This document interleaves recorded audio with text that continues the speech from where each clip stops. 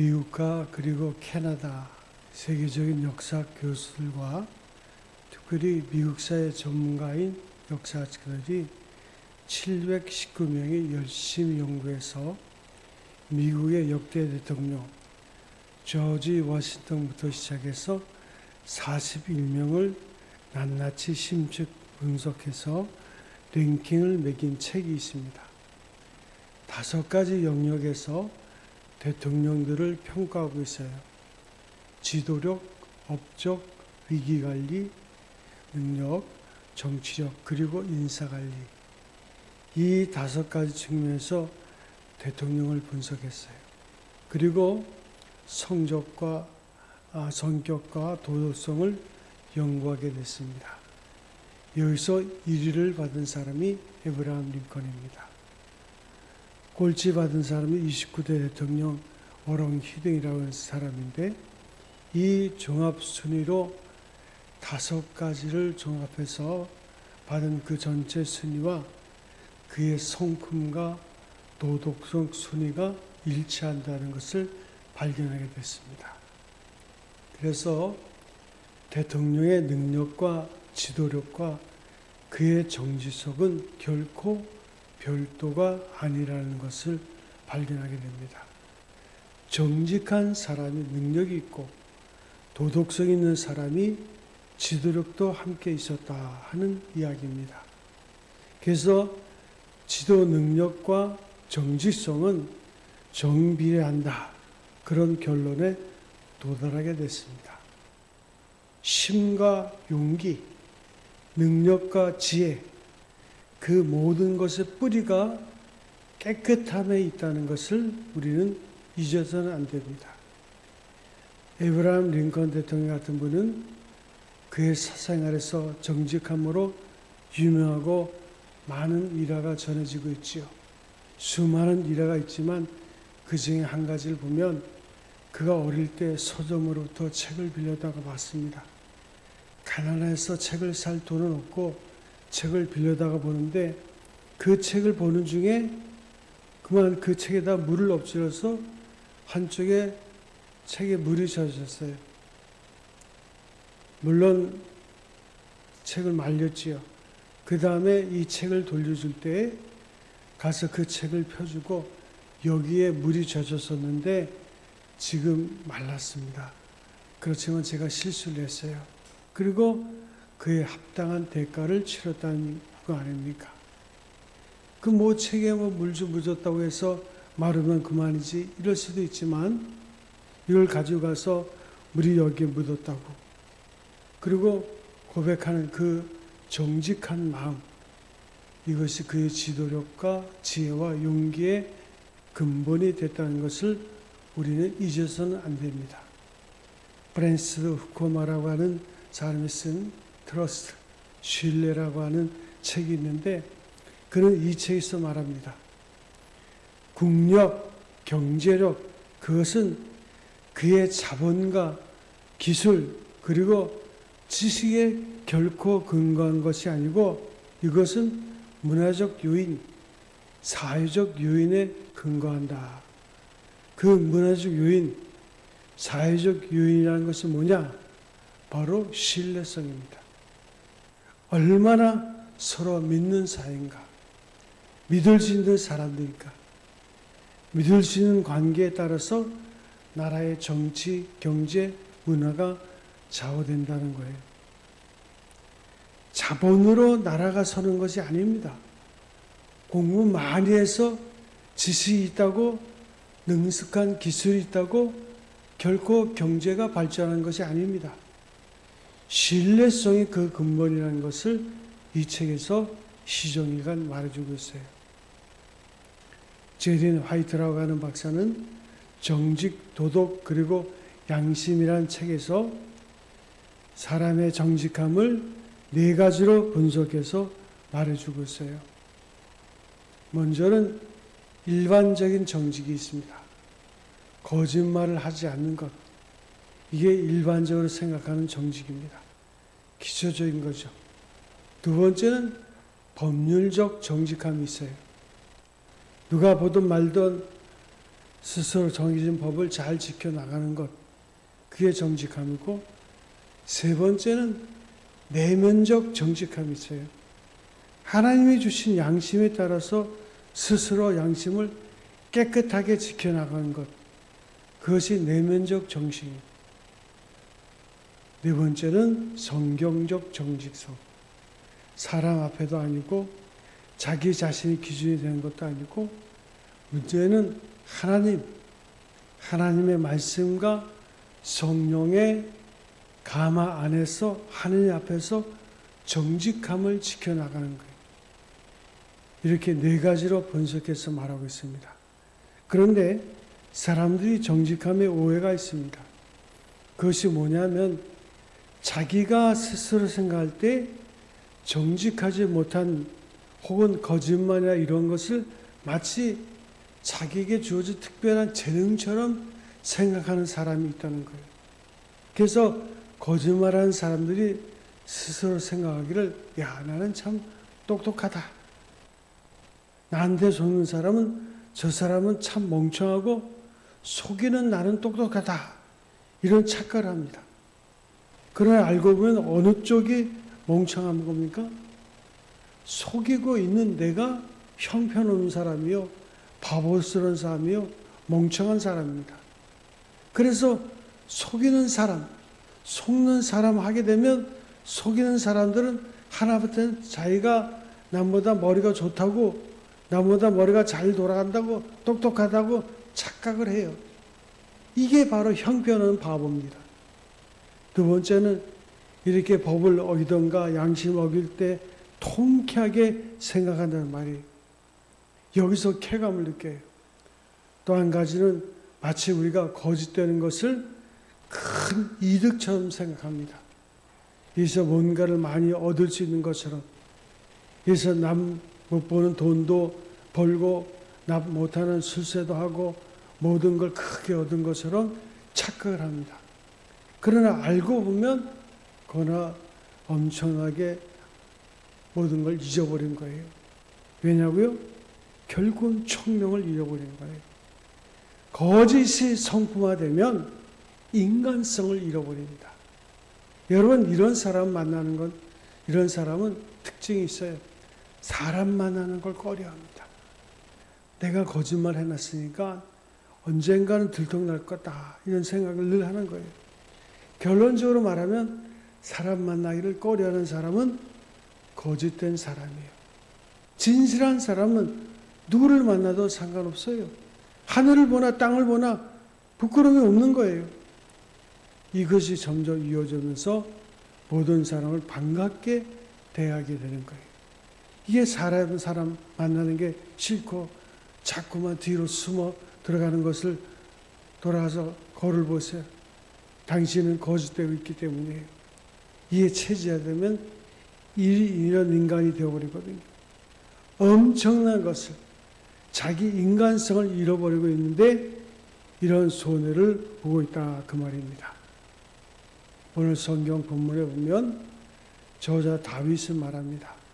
내가 내 죄를 토해내지 않을 때, 내 죄를 고백하지 않을 때, 토설치 아니할 때, 이 말은 뭔가 하니, 내가 내 죄를 숨겼을 때, 거짓했을 때, 내가 백성들 앞에, 모든 사람 앞에 뭔가 깊은 죄악을 숨기고 있을 때, 종일 신음으로 내 뼈가 새하였도다.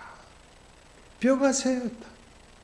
성경에 보면 이 고통에 대해서 말하면서 뼈가 마른다. 뼈의 진액이 마른다. 뼈가 어떻다 하는 뼈가 쑤신다, 그 말이에요. 뼈는 히브리 원어대로 말하면 척추입니다. 척추가 말라버립니다. 전문가의 말을 보면 척추가 피를 생산하는데 피를 맑게 하고 척추가 호르몬, 여러분 중요하게 생각하는 모든 호르몬을 척추가 만드는 거예요. 모든 경경을 전부 척추가 주관하고 뼈가 마른다면 이건 끝난 거예요. 이건 알아야 됩니다. 그러니까 몸도 병드는 거예요. 얼굴이 죽어가는 거예요. 균형이 깨져나가는 거예요. 이걸 아셔야 됩니다. 여기에 뼈가 마른다. 내가 진실을 잃어버렸더니 뼈가 말라버렸더라. 이 말이에요. 얼마나 중요한 얘기입니까? 주의 손이 나를 눌러서 진액이 화여 여름 가물의 마름같이 되었다. 얼마나 고통스러운가를 이렇게 표현하고 있어요. 이렇게 되면 나면 마침 내가 무엇이 잘못됐는지 그것조차도 모르게 되고 만다는 거예요. 하나님 앞에서도 진실하게 예배 못 드립니다. 예배 드릴 때도 뭐 그렇게 수선수었고 똑바로 하나님 앞에 정직하게 예배 못 드려요. 저는 목사이기 때문에 제가 전에 부목사 있을 때는 그 예배당 석이 5,000석입니다. 그러면 1부 한 5부까지 예배드리는데 안 보이는 것 같죠? 다 보여요. 한 사람 한 사람 행동을 다 보면 아, 저 사람은 지금 뭐 때문에 괴로워하고 있구나. 이게 이상하게 보여요. 거짓되게 되는 이유가 뭡니까? 거짓의 뿌리가 어디에 있을까요? 왜 거짓말을 하고 왜 우리는 속이면서 살고 있을까요? 그 이유는 이기심 때문입니다. 뭔가 이것을 통해서 얻으려는 거예요. 얻을 수 있다고 생각하는 거예요. 이기심, 내 자신을 생각하는 자기중심적인 마음이 결국은 거짓말을 하게 만드는 거예요. 또 하나는 명예욕입니다. 우리나라 문화 자체가 샤머니즘부터 시작해가지고 그 고려의 불교 그리고 조선의 유교 체면 문화예요. 우리는 그 체면에 대해서 이 문제예요.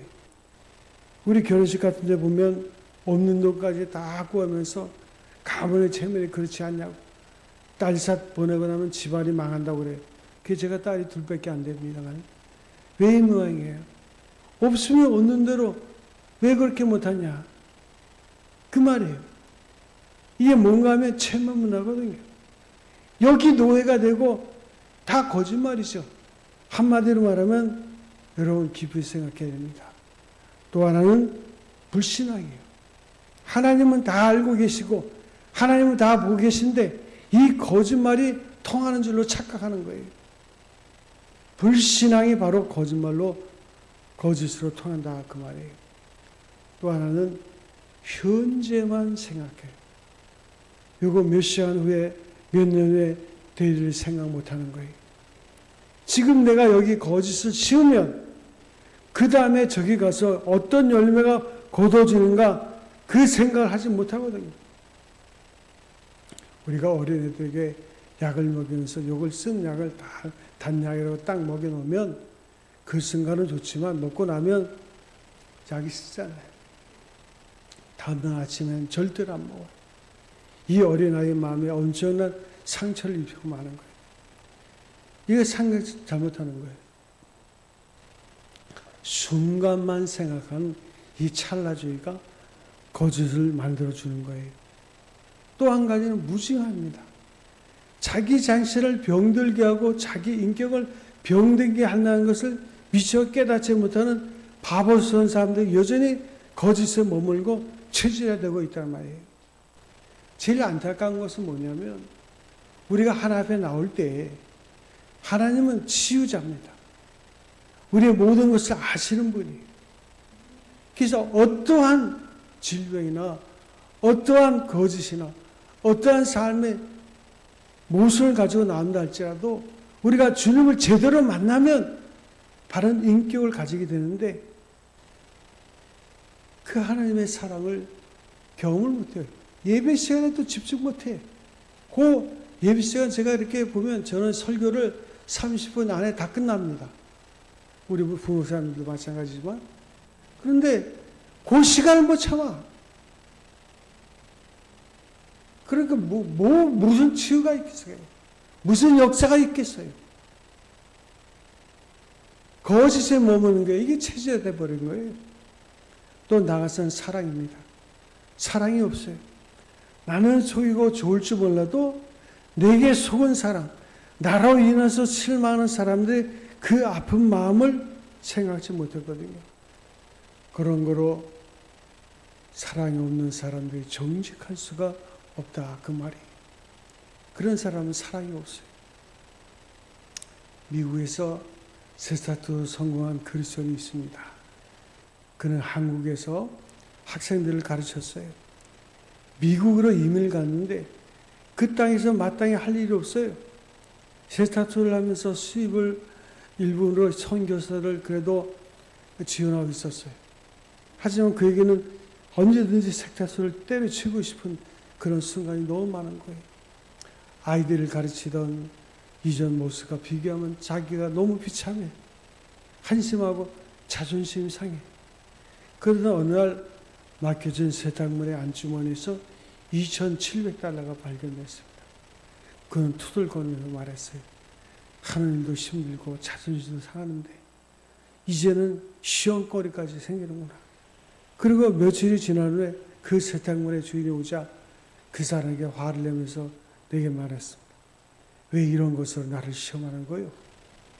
얼마 후 세탁물 주인은 이 사람을 다시 찾아와서 세탁 공장의 운영을 맡아줬으면 좋겠다고 제안을 합니다. 그 세탁물 주인이 항공사의 부사장이었던 거예요. 결국 세탁소의 주인은 현재 700명의 직원을 고용한 사업체를 운영하고 있습니다. 그렇고 그런 이야기라고 생각하는가? 하지만 이건 정직의 힘입니다.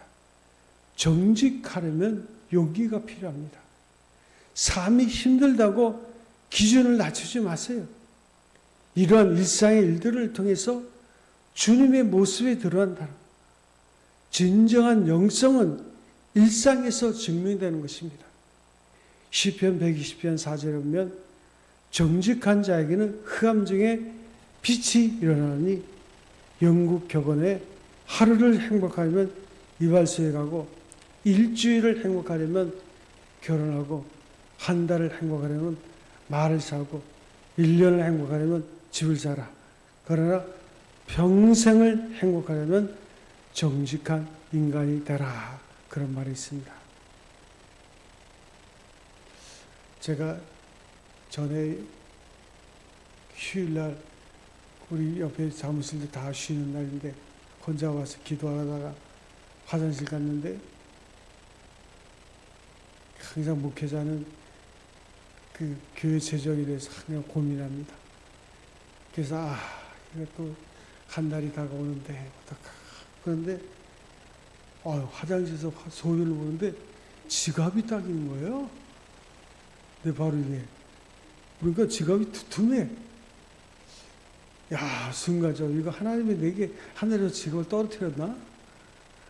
딱 보니까 지갑에 그래서 여러분도 지갑 얘기하니까 눈이 동그래지네. 그 지갑을 딱 들춰봤더니 돈도 많이 들어있어. 딱 보니까 신분증이 있더라고요. 신분증 딱 보니까 옆에 세무사 그분 신분증이었어. 얼른 갖다 주세요. 목사도 말이죠. 순간적으로 야 이거 하나님이 주신 거 아니야? 그런 생각을 하는 거예요. 하나님을 잘 믿는 모습은 생활 속에서 정직함으로 표현돼요. 모든 사람이 부정직한 방법으로 사업을 하면서 이중장부를 가지고 있다 할지라도 그리스도는 투명한 수정처럼 맑아야 돼요.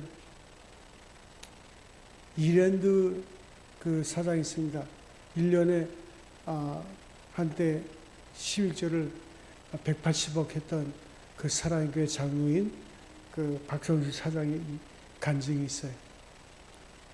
그가 IMF 때 한국의 모든 기업들은 너무 어려움을 겪었죠. 그래서 외국 기업들이 찾아와가지고 M&A 다 그 한국 기업들 헐값으로 사가지고 투자를 합니다. 그런데 그 이랜드 회사는 그때 당시에 다른 재벌에 비하면 형편없는 회사죠. 그런데 자기 회사를 그 투자자들이 찾아와서 투자하겠다 그러더라고요. 그래서 아니 왜 우리나라에 유수한 기업이 있는데 우리 회사에 투자하려고 그랬냐. 그랬더니 투자자가 하는 말이 다른 회사들 다 조사해 보니까 다 이중장부를 쓰는데 이 이랜드만은 이중 장로를 안 쓰더라. 그게 내가 추사하기로 했다고. 다윗은 정직한 사람이에요. 하나님이 붙여주신 별명이 정직한 다윗입니다. 내 종 다윗은 정직하다. 여러분 아는 대로 다윗은 결코 의인이 아닙니다. 선한 사람도 아니에요. 그는 전쟁을 치른 사람이고 많은 피를 흘린 사람입니다. 그러나 그는 정직한 사람이었어요.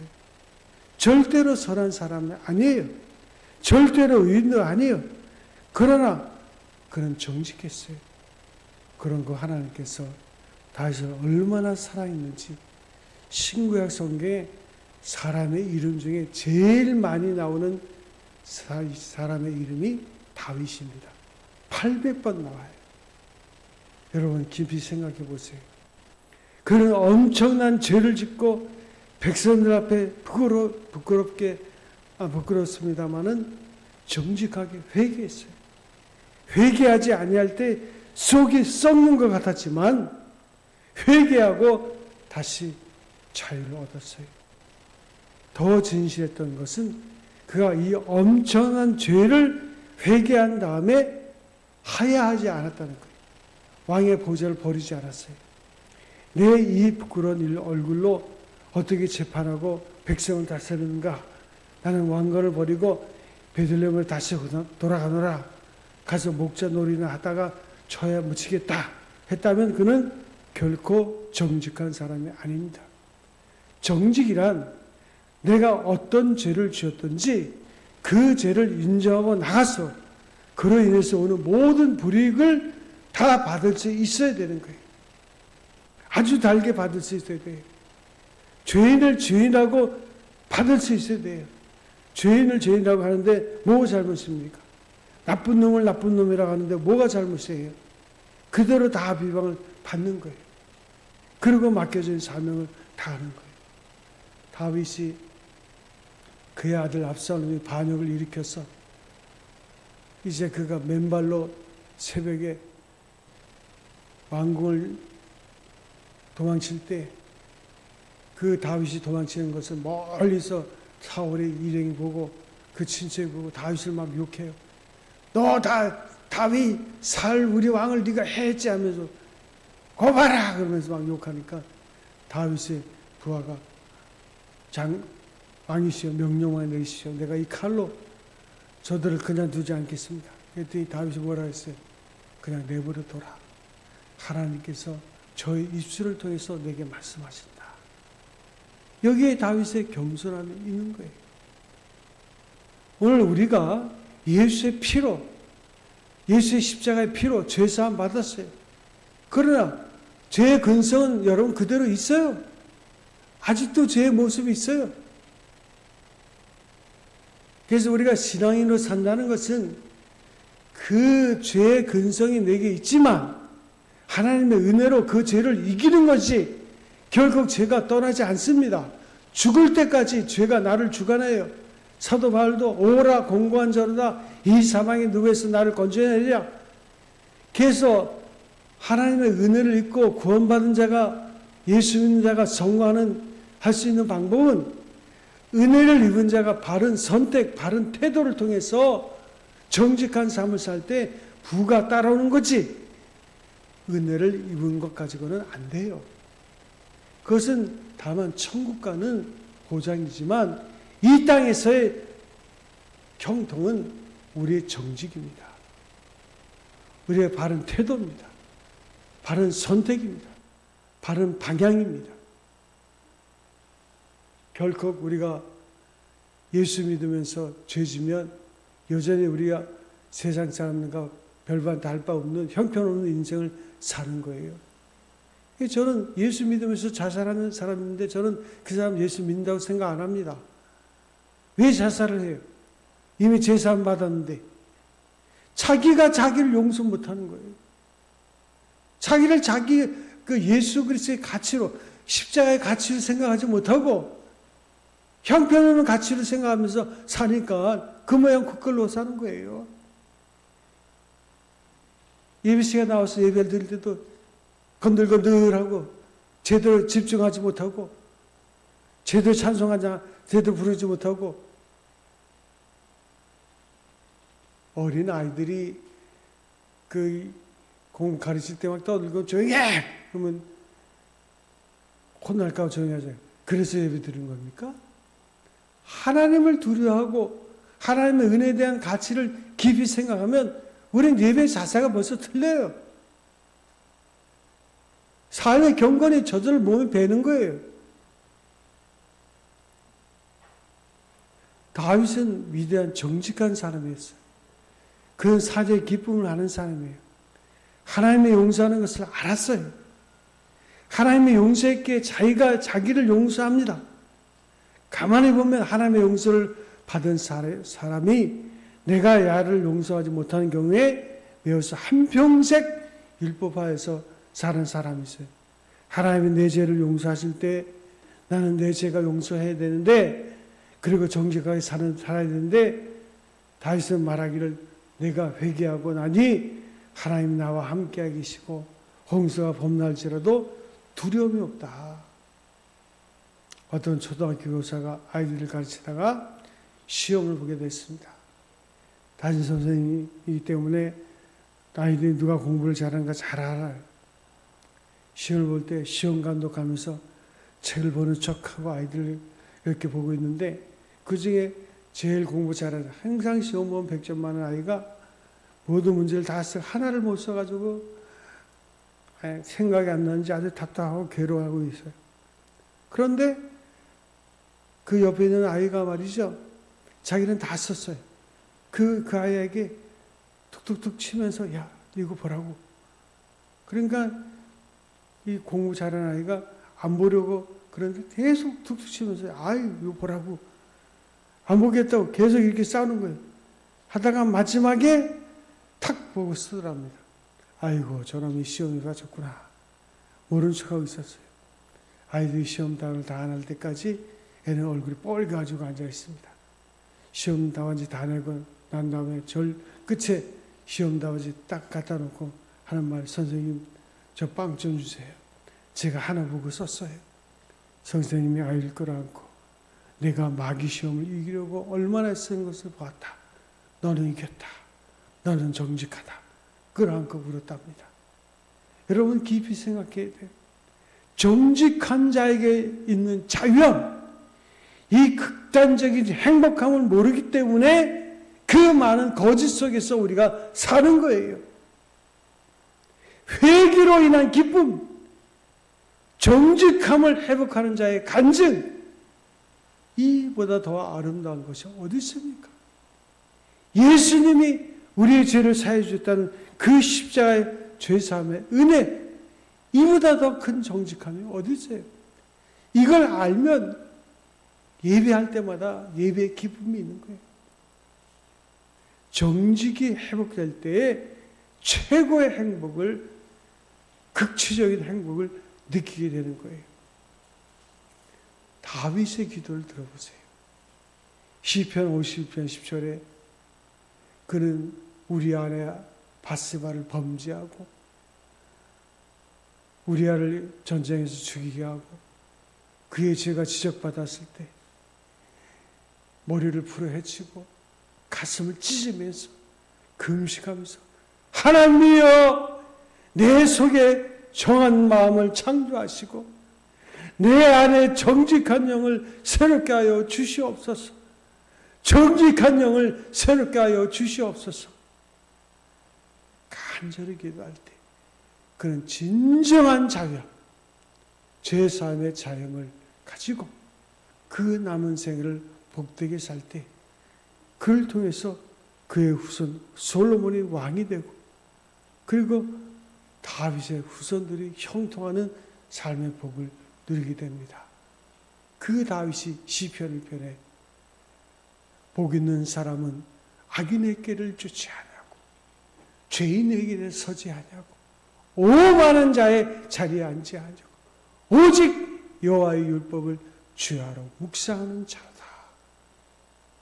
이는 시냇가에 심은 나무가 그 시절을 쫓아 열매를 맺은 같이 누가 복 있는 사람입니까? 하나님의 은혜를 입은 사랑하는 성도 여러분, 여러분들이 바른 선택, 태도, 특별히 그의 사랑 가운데 정직을 행함으로 하나님의 주신 참된 자유를 누리는 성도 여러분 되시기를 주님의 이름으로 축원드립니다. 기도하겠습니다.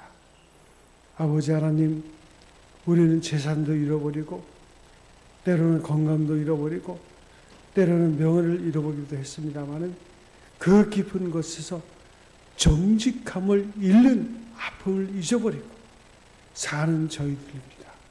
주여 우리를 불쌍히 여겨 주시옵소서. 다른 것을 다 잃어버리더라도 우리의 진실과 성실 이것만은 꼭 지키고 살아가는 그런 자연이 되고 그런 행복한 삶을 살 수 있도록 인도하여 주시옵소서. 우리 주 예수님의 이름으로 기도하옵나이다. 아멘. 찬송가